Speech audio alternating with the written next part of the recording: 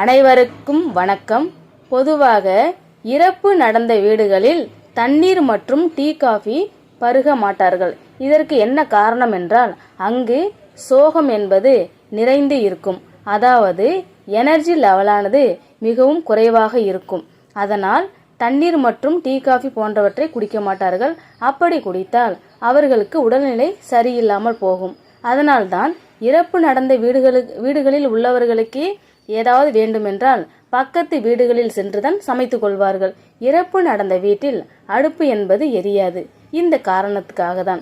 மேலும் நாம் ஏதாவது இறப்பு வீடுகளுக்கு சென்று வந்தால் தலை குளித்துவிட்டு கொஞ்சமாவது உப்புக்கள் சாப்பிட வேண்டும். இல்லை என்றால் குளிக்கும் பொழுது தண்ணீரில் உப்பு கலந்து குளிக்க வேண்டும். இது அந்த எனர்ஜி லெவல், அதாவது குறைந்த லெவலில் உள்ள எனர்ஜி லெவலை எடுத்துவிடும். நாம் நார்மலாக இருப்போம். இதற்காக தான் இது போன்ற விஷயங்களை நாம் செய்து கொள்கிறோம்.